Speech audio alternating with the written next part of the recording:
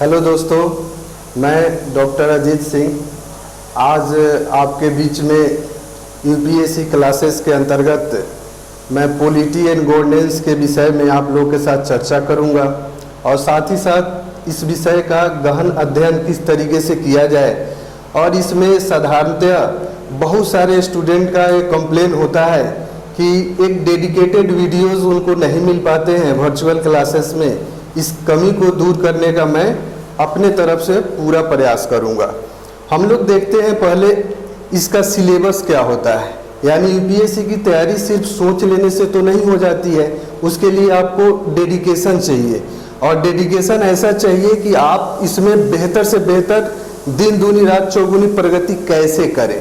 आप देखो, जैसे आपने आईएएस एक गोल आपने सेट कर लिया कि मुझे आईएएस बनना है, तो इसके लिए आपको क्या प्रयास करना है ये आप भी अच्छी तरीके से इस चीज़ से वाकिफ होंगे कि इसके लिए अति प्रयास की ज़रूरत होती है। अब हम लोग देखते हैं कि इसको प्रयास करने के लिए आपको क्या क्या इक्विपमेंट्स की ज़रूरत है, यानी एक अच्छा मार्गदर्शन आपको चाहिए। वो मार्गदर्शन आपके मित्र हो सकते हैं, कोई सिलेक्टेड कैंडिडेट हो सकता है, या आपके गुरुजन जिससे आप जो है ना गाइडलाइन लेते हो वो हो सकते हैं। तो हम लोग आईएएस बनने का तो अपना स्वप्न देख लेते हैं, लेकिन इस स्वप्न को पूरा करने के पीछे जो एक रूट होता है उसको फॉलो न करके हम लोग सिर्फ और सिर्फ क्या करते हैं कि हम लोग बुक पढ़ना शुरू कर देते हैं और कभी एनसीईआरटी पढ़ रहे हैं, कभी टेक्स्ट बुक पढ़ रहे हैं, किसी मित्र ने जो बता दिया उसको फॉलो करने लग गए। ऐसा नहीं, एक सिस्टमेटिक अप्रोच होना चाहिए जो कि इसका रिक्वायर्ड है। यानी उसको आप अगर फॉलो करते हो तो नियत समय में आप जो है इस एग्ज़ाम को, यानी इस एग्ज़ाम की तैयारी करने के लिए मिनिमम 2 इयर्स की जो बात की जाती है वह इसीलिए सही है कि 1 ईयर आप क्लासेस करते हो, 1 ईयर आप सेल्फ स्टडी करते हो और उसके बाद एलिजिबल हो जाते हो। तो यहाँ हमने जब गोल सेट कर लिया तो इसके लिए हम किसके द्वारा, यानी जो आपके टीचर्स हैं, टीचर्स जो है आपको क्या करेंगे, मार्गदर्शन करेंगे, आपको उस दिशा में बढ़ने के लिए प्रोत्साहित करेंगे। ठीक है, तो हम लोग आज इस पे बात करेंगे कि आखिर जो है ना पॉलिटी गवर्नेंस सब्जेक्ट है उसको पढ़ें कैसे, इसके अंतर्गत किन किन टॉपिक्स को पढ़ना है, कैसे पढ़ना है, कहाँ से पढ़ना है, किन माध्यमों की उपयोगिता आपके जीवन में, आपके इसको गोल को अचीव करने के लिए पार्टिकुलर जो सब्जेक्ट है उसको आप कैसे अचीव करोगे, उसके विषय में आपको मैं समझा रहा हूं। अब आप देखो यहां पे क्या है,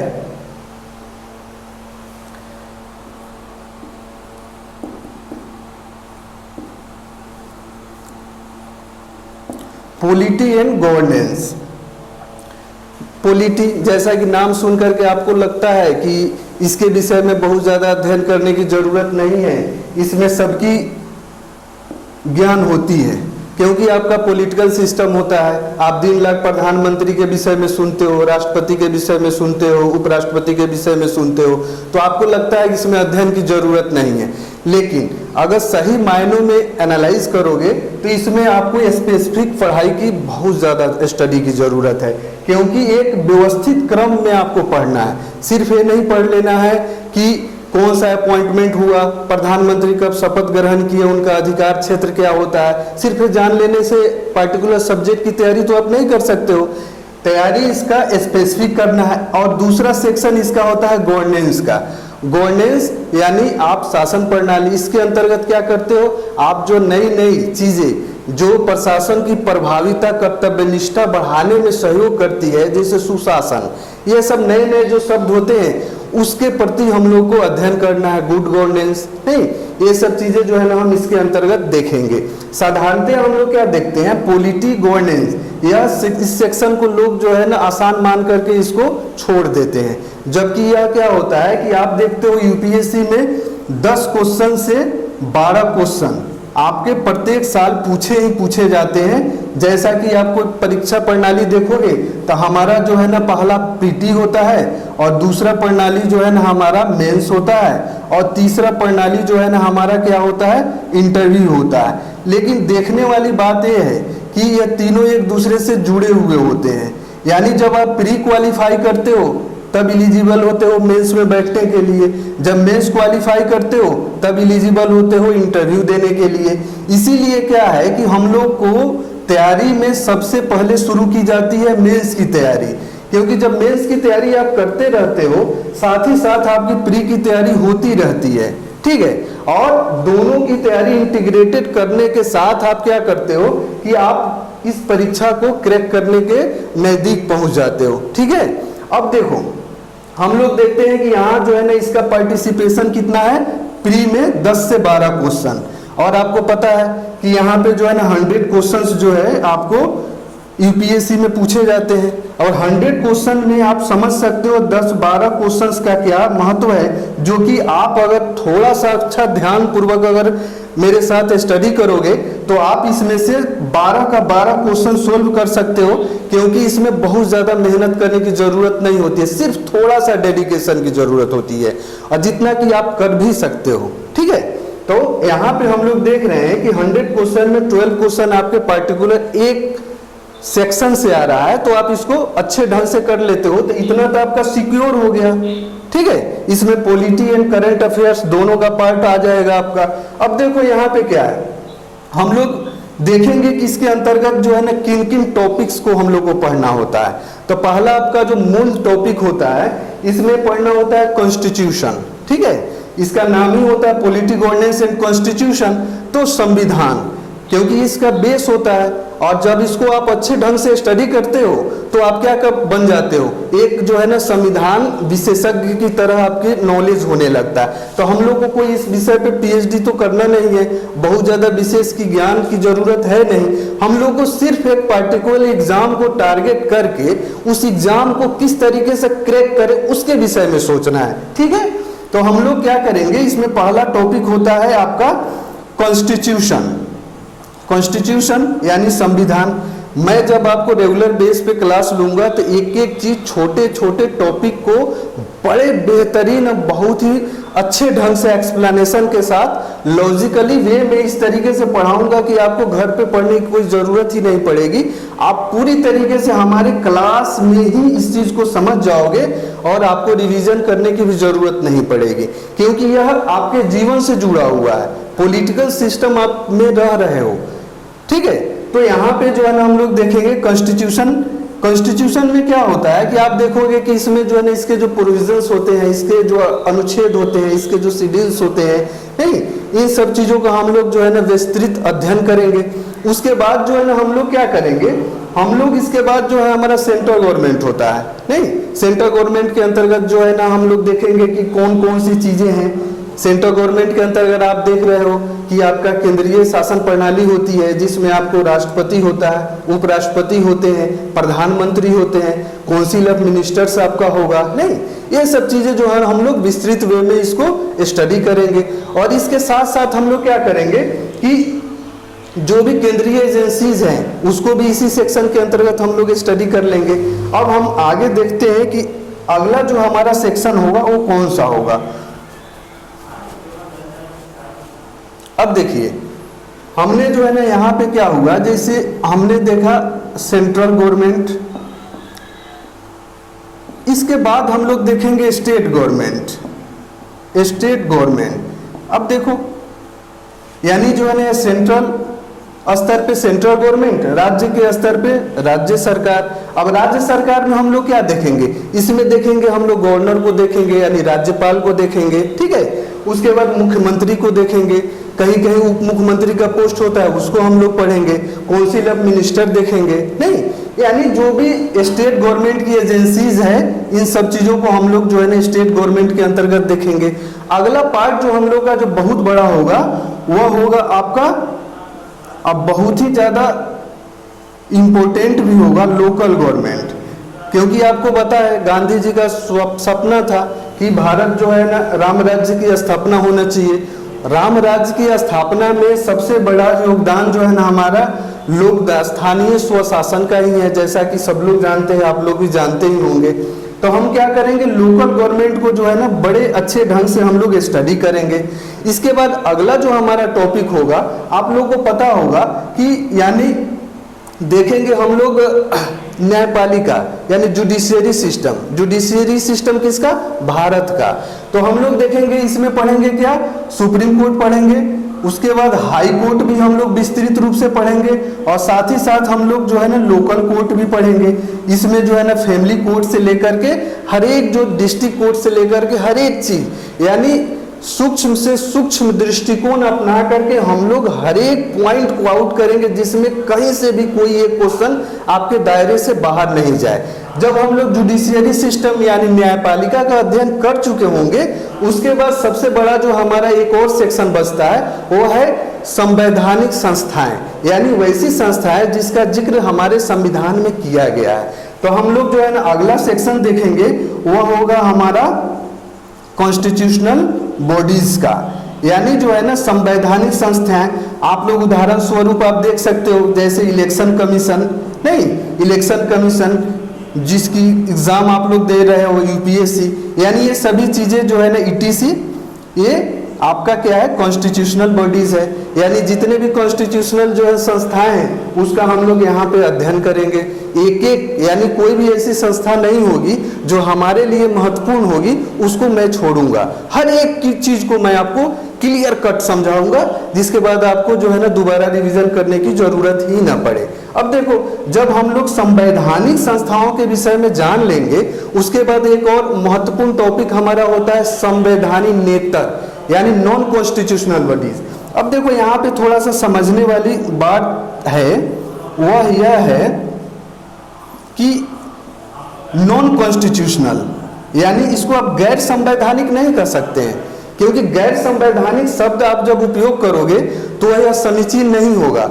इसके लिए शब्द जो उपयुक्त होता है वो होता है संविधानेतर, यानी संविधान से इतर, यानी भारतवर्ष में कोई ऐसा संस्था हो ही नहीं सकता है जो संवैधानिक नहीं हो। यानी संविधानेतर हो सकता है वो आपको पार्लियामेंट से रिजोल्यूशन से बना हो सकता हो कैबिनेट के ऑर्डर से बना हो, लेकिन होगा क्या, हमारा संवैधानिक चीजें, यानी जिन चीजों का संविधान में वर्णन है वो हो गया संवैधानिक, जिनका वर्णन नहीं है वो हो गया संविधानेतर, न कि गैर संवैधानिक। इस पे आप लोग थोड़ा सा ध्यान देंगे, ठीक है। उसके बाद जो है ना महत्वपूर्ण जो हमारा जो एक सेक्शन होगा वो होगा करंट पॉलिटी का, यानी करंट पॉलिटी। देखो आप लोग इस चीज को समझोगे कि जो मैंने आपको पहले बताया 10 to 12 क्वेश्चंस, इसमें क्या होता है कि हम लोग देखते हैं कि आप सोचोगे कि जो ट्रेडिशनल पॉलिटी है, पॉलिटी एंड कॉन्स्टिट्यूशन, उसी से सिर्फ और सिर्फ 10 और 12 क्वेश्चन पूछे जाएंगे। नहीं, यहाँ पे हो सकता है कि 7-8 वहां से पूछे जाएं और 4-5 जो है ना यहाँ से पूछे जाएं। जैसे मैं बता रहा हूँ, जैसे पॉलिटी में आप इंटरनेशनल इंस्टीट्यूशंस भी आप देखते हो जो कि आईआर के अंतर्गत भी आता है। तो इसमें क्या होता है, या जो है ना सुप्रीम कोर्ट का, हाई कोर्ट का कोई विशेष ऑर्डर होता है, इसको भी आप जो है ना वहाँ पे सम्मिलित कर सकते हो, वहाँ से भी क्वेश्चन पूछा जा सकता है।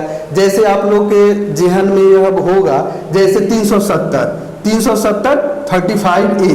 अब ये क्या है, यह जो आप इसको कॉन्स्टिट्यूशन में भी आप स्थान दे सकते हो, आप करंट पॉलिटी में भी स्थान दे सकते हो। इसीलिए आपको यह वाला सेक्शन जो है करंट पॉलिटी, इस पे भी ध्यान देना है, जो कि इसके लिए हम लोग जो है ना प्रिस्क्राइब करते हैं, जो मैगजीन्स होते हैं और योजना होता है और कुरुक्षेत्र होता है, इनको हम लोग प्रिस्क्राइब इसीलिए करते हैं कि इसमें आपको जो लेखन शैली है उसमें भी आपको जो है ना फायदा होगा। क्योंकि यूपीएससी, देखो यूपीएससी सिर्फ जो है आपको ज्ञान का परीक्षा नहीं लेता है। यूपीएससी एक ऐसा ऑर्गेनाइजेशन है जो कॉन्स्टिट्यूशनल बॉडीज है, वह आपके लॉजिकल व्यू का भी टेस्ट लेता है, यानी आपके लॉजिक को देखता है कि आप कितने लॉजिकली इंप्रूव हो, ठीक है। अब हम लोग देखते हैं, एक चीज आपके सामने मैं जिक्र करना चाहूंगा कि देखो, जैसे देखो यह यूपीएससी है, आप लोग को ये पता है, यह रिक्रूटमेंट एजेंसी है, सेंट्रल गवर्नमेंट के अंतर्गत है, संवैधानिक संस्था है। तो ऐसा नहीं है कि आप जो है ना यूपीएससी का तैयारी करने के लिए क्या है, एकदम नॉर्मल क्राइटेरिया है, एलिजिबिलिटी कंडीशन नॉर्मल है, आप कहीं से भी प्राइवेट या गवर्नमेंट कॉलेज से एक बैचलर डिग्री होल्ड करते हो, भारत का सिटीजन हो, या नेपाल या भूटान का नागरिक हो तो आप इसको जो है ना आप देने के लिए एलिजिबल हो, ठीक है। तो इतना नॉर्मल क्राइटेरिया रखने के बावजूद आप सोच रहे हो कि आप जो है ना इसको क्वालिफाई करके आईएएस, आईआरएस, आईपीएस सरीखे जो है ना इतने बड़े बड़े पोस्ट होल्ड करते हो, तो कुछ ना कुछ आप में तो होना चाहिए, यानी आपको डिसीजन मेकिंग जबरदस्त होना चाहिए। देखो क्या होता है कि लोग ये सोच लेते हैं कि मैंने जो है ना बैचलर डिग्री में 3rd डिवीजन से पास किया हुआ है तो मैं नहीं तैयारी कर सकता हूँ। ऐसा नहीं है। बहुत सारे ऐसे एस्पिरेंट्स रहे हैं जो उनका बैचलर जो बैकग्राउंड है एकदम लो है, लेकिन उन्होंने भी जो है ना इस एग्जाम को क्रैक किया है। क्यों किया है? डेडिकेशन, यानी उनके अंदर एक जिजीविषा थी कि मैं बनूंगा तो बने। इसीलिए मैं आप लोग से यही आग्रह करूंगा कि आप सभी अपने अंदर के जो सबल पक्ष है उसको पहचाने और पूरी तरीके से, मैं कहता हूं 100% इस क्षेत्र में आप दें। यानी एक नियमित दिनचर्या रखें आप, और उसमें जो है ना एक आप 10 से 12 घंटे पर डे जो है ना आप स्टडी करें। उसके बाद आपका रास्ता आसान बनेगा। ऐसा सभी जो सिलेक्टेड कैंडिडेट्स हैं जो गाइडेंस देते हैं यूपीएससी के, और जितने भी लोग होते हैं सबका यही मानना है। तो सिंपल है कि बहुमान्य मत ही सबसे ज़्यादा कारगर होता है, सर्वमान्य मत तो कुछ होता नहीं है। इसीलिए आपको जो है ना यूपीएससी अगर क्रैक करना है तो आपको क्या करना है? आपको डेडिकेशन चाहिए, एक एक्सपर्ट गाइडेंस की जरूरत आपको होती है, और साथ ही साथ अच्छे बुक्स की जरूरत होती है। जैसे कहा जाता है अच्छा खाना खाना चाहिए, अच्छा नींद लेना चाहिए और अच्छे ढंग से पढ़ाई करना चाहिए। इसके लिए आपको क्या करना है? एक प्रॉपर गाइडेंस। इसी कमी के वजह से हम लोग आपके पास आए हैं, यानी जो प्रॉपर गाइडेंस है उसको हम लोग आपको प्रोवाइड कराएंगे। यानी प्रॉपर मतलब प्रॉपर, ऐसा नहीं है कि अगर मैंने पॉलिटी गवर्नेंस पढ़ाना शुरू किया तो मैं 2, 4, 10 चैप्टर जैसा कि सर्वविदित है लोग पढ़ाते हैं उसके बाद स्किप कर जाते हैं, ऐसा नहीं। अगर हमारे यहाँ पॉलिटी की क्लास आपको शुरू होती है तो यह इंड भी होगी, यानी जो है सुदूर जो ग्रामीण क्षेत्र में स्टूडेंट्स हैं उनके लिए भी यह उतना ही कारगर है, क्योंकि हमारा प्रयास उनके लिए है। क्योंकि देखने में क्या होता है कि बहुत सारे लड़के जो है ना दिल्ली नहीं आ पाते हैं, तो दिल्ली नहीं आने के कारण उनकी पढ़ाई हैम्पर कर जाती है। हम लोग इसी कमी को दूर करने वाले हैं। हम लोग निकट भविष्य में क्या करेंगे कि हर एक सब्जेक्ट, यानी जो है ना हम लोग का जीएस स्पेशल यानी जो है ना टोटल जो यूपीएससी के अंतर्गत जो जीएस वाला पार्ट है टोटल हम लोग का इंक्लूड होगा, और हर एक सब्जेक्ट के दिल्ली के जाने माने शिक्षक गण लेंगे क्लास आपके लिए, ठीक है। तो आप लोग इस चीज को आश्वस्त रहो। और साथ ही साथ हम लोग क्या करेंगे, हम लोग ऑप्शनल की क्लासेस भी आपको प्रोवाइड कराएंगे। जो बहुत सारे ऑप्शनल्स जो होते हैं, जैसे हिस्ट्री हो गया, पॉलिटिकल साइंस हो गया, पॉलिटी हो गया, ज्योग्राफी हो गया इत्यादि, ठीक है। तो आप लोग पूरी डेडिकेशन के साथ अगर तैयारी करना चाहते हैं तो मैं आप लोग से रिक्वेस्ट करूंगा कि आप लोग हमारे क्लास को फॉलो करो, ठीक है। और हम लोग का प्रयास ये होगा कि आपके सफलता के अंतिम बिंदु तक पहुंचाने का, ठीक है। और देखो आज तो इंट्रोडक्शन क्लास था, बहुत ज़्यादा मैंने आप लोगों को पढ़ाने के विषय में नहीं सोचा। मैं सोचा कि आपको थोड़ा सा मोटिवेट कर दूं पढ़ाई के प्रति। अगर इसमें आप लोग सहयोग करेंगे तो सफलता हम लोग निश्चित रूप से प्राप्त करेंगे, ठीक है। ठीक है, इसी के साथ मैं अपनी क्लास समाप्त करता हूं। अगले क्लास में आप लोग से मिलेंगे। जय हिंद।